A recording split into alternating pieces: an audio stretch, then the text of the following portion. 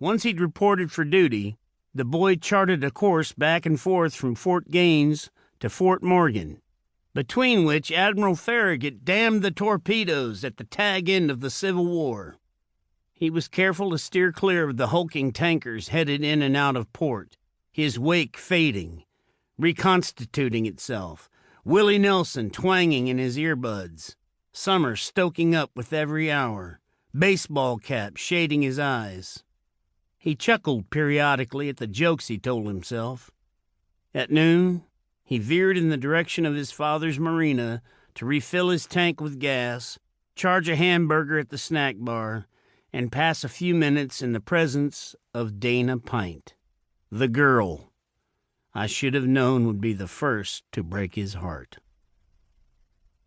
In order to entice sport fishermen and leisure craft, the boy's father hired pretty girls to man the snack bar and the bait shop and the gas pumps at his marina.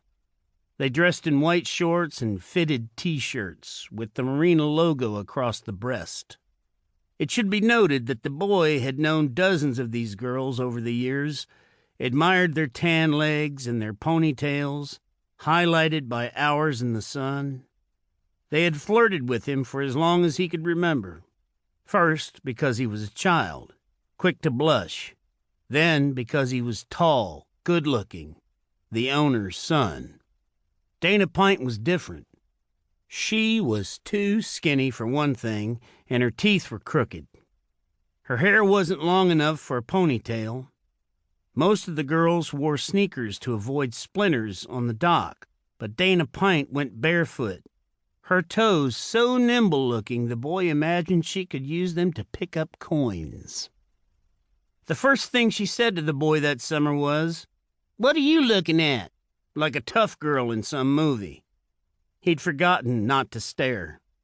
She was pumping gas for a twin-engine Robolo at the time, one hand on her hip, the boy perched halfway up the steps between the dock and the snack bar. He poked the last of a hamburger in his cheek and walked down to where she stood. "Bragg." He extended his hand. She didn't take it. "I know who you are," she said. The boy was so unused to hostility, life came so sweetly and easily to him, that he hardly recognized the resistance in her posture and her tone. Any other summer, the dock would have been lined with boats of various sizes, marina girls tending their needs, but on this day, there was only Dana Pint gassing the Robolo, rods craning up from their holders like insect legs, and the boy and his boat, a Boston whaler skiff, a gift from his father on his 15th birthday, tied to a pylon at the end of the dock, stern tailing out into the bay on a receding tide. "Knock, knock," he said. "I've got a boyfriend. His name is Pat." "You're supposed to say who's there." I asked the boy once about his fondness for knock-knock jokes, and he said he liked how they were all the same but different, too. How words and names took on new meanings in the pattern. That may not be an exact quote, but it's close. I remember being struck by the ready astuteness of his reply, as if he had wondered the same thing about himself.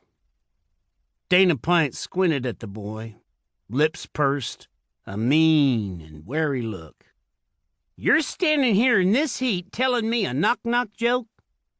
"That's right. I say knock-knock. You say, 'Who's there?'" The boy said, "Orange." Just then the gas pump clicked, tank full, and Dana Pint rattled the nozzle back into its slot. For a second or two he believed she was going to let him finish the joke, but she brushed past him and on up the steps to the snack bar, splay-footed, legs so thin he could see inches of daylight between her thighs. When he wasn't patrolling the bay, the boy could be found in his basement lifting weights, bulking up for the last football season of his high school career. He played tackle on both sides of the ball, or pulling his friends on an inner tube around Dog River, whipping his boat in tight, thrilling centrifugal turns, the other boys grim-faced, the girls squealing in their bikinis. And sometimes, on Fridays, after he finished his rounds,